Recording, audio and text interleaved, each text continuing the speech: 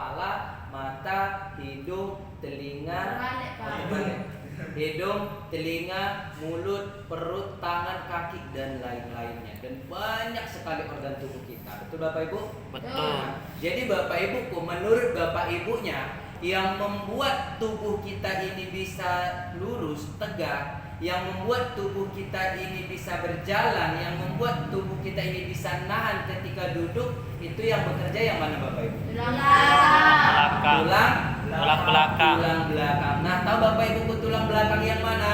Tahu. Yang mana tulang belakang Bapak Ibu? Yang ada di belakang. Nah, mulai dari di tulang leher di atas sampai tulang ekor, inilah yang membuat tubuh kita itu bisa jadi kuat. Benar nggak Bapak Ibu? Betul atau nggak Bapak Ibu? Betul. Nah, jadi Bapak Ibuku, banyak orang kalau sudah bermasalah dengan tulang belakang, otomatis semua bagian tubuhnya pasti terasa sakit. Betul? Betul. Nah, kalau sudah di bagian kaki sakit, paling yang sakit hanya di bagian kaki. Kalau di tangan sakit, pasti yang bagian sakit itu hanya di bagian Tangan. Tapi kalau udah bagian tulang belakang yang bermasalah, otomatis semua tubuh kita jadi bermasalah. Nah, ibaratkan contoh nih ya Bapak Ibu, ibaratkan nih.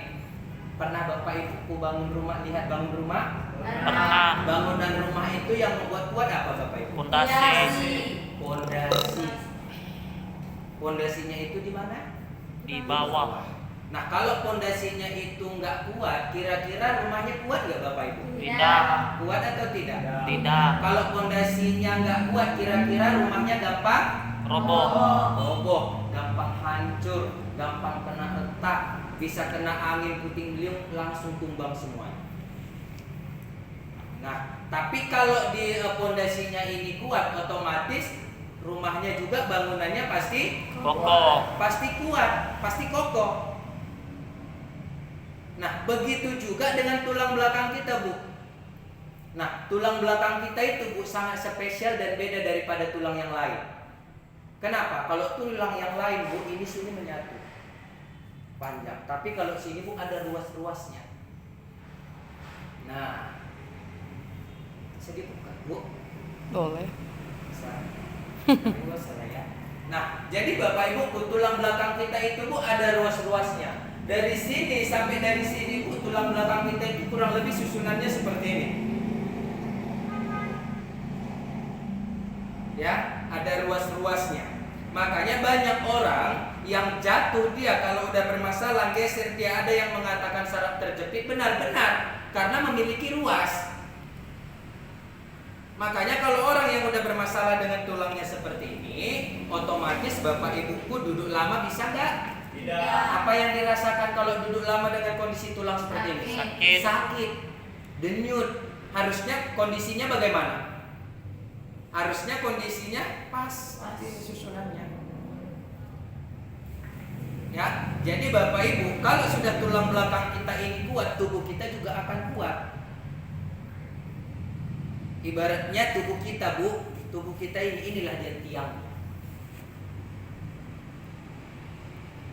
Inilah tiang dari tubuh kita. Makanya banyak orang sepele dengan tulang, Bu, terutama di bagian belakang.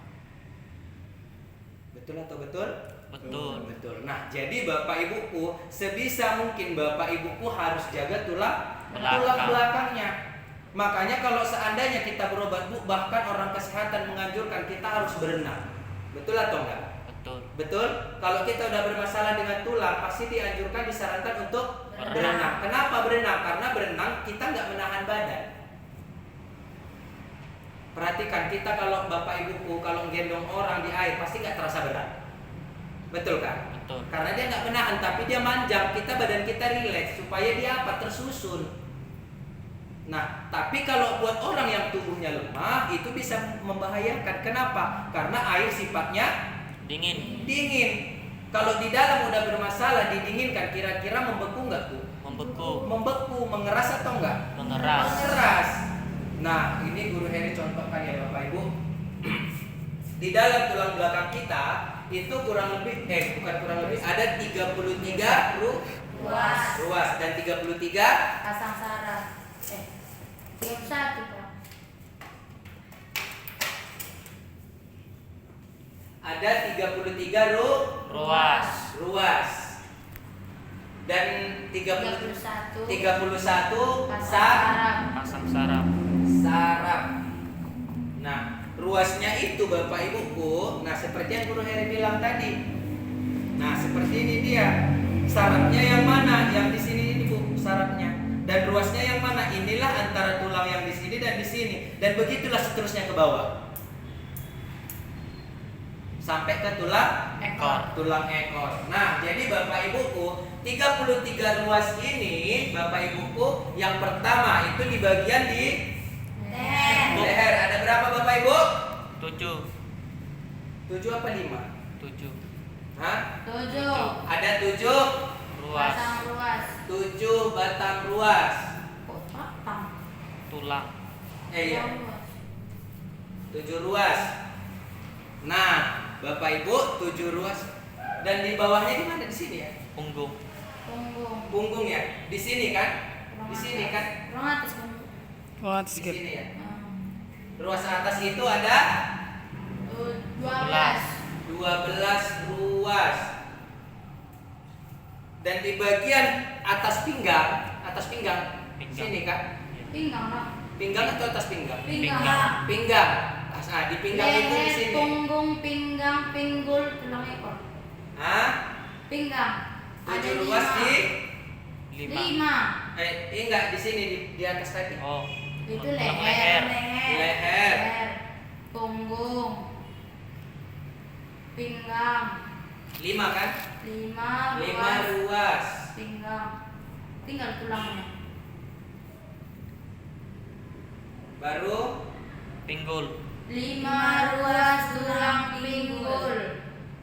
5 ruas Tulang pinggul. pinggul. 4 ruas tulang ekor. 4 ruas. Tulang ekor. Nanti satu nih. Nah, jadi 7 ruas di bagian leher itu ada di sini. Ya. 12 ruas bagian punggung itu ada di sini. Sini kan? Nah, dan 5 ruas itu ada di pinggang. Nah, yang pinggang di sini. Ini pinggang. Ya, 5 ruas bagian pinggul itu ada di sini pinggul. Nah, 4 ruas tulang ekor di sini. Maaf ya, di Tulang ekor. atas lubang dubur, di atas lubang buang air besar. Itulah titik ruas yang paling akhir, paling bawah sekali. Nah, jadi kalau bermasalah dia di bagian sakit sering di bagian sini, nah berarti tulang ekornya itu untuk yang kayak BAB susah. Lihat kondisinya yang bermasalah bagian mana. Kalau dia bermasalah di bagian sini, berarti tulang ruas lehernya bermasalah. Kalau dia bermasalah sakitnya terasa di bagian di sini, berarti punggungnya yang bermasalah. Nah, ini kalau Bapak Ibuku 33 ruas. Nah, dan 31 pasang saraf. Nah, jadi saraf itulah yang membuat si ruas ini tadi semakin kuat, ibaratkan kayak pengikatnya. Gitu. Contohnya kayak gini. Nah, inilah dia.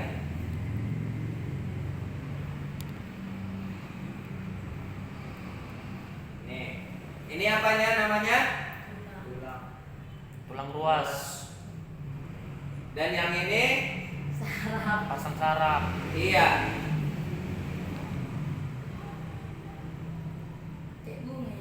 Nggak mungkin dia berdiri aja kan, ruasnya kan harus ada penguatnya, betul atau nggak? Sama kayak orang pasang behel.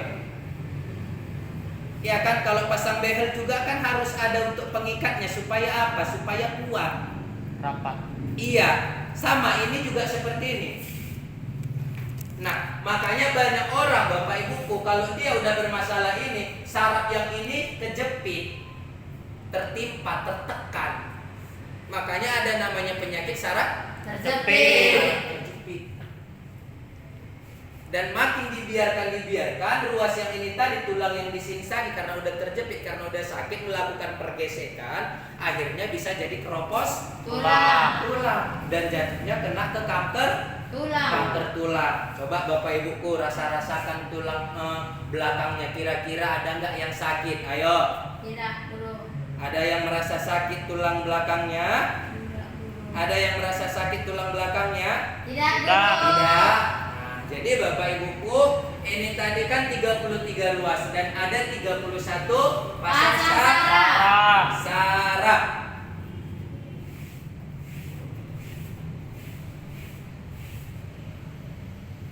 Ini ada 7, 8 Posisinya pasang saraf.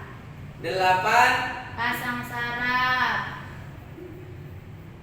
sini 12 pasang saraf.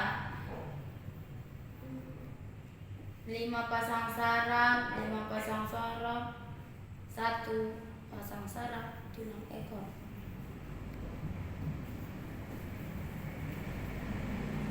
sini 1.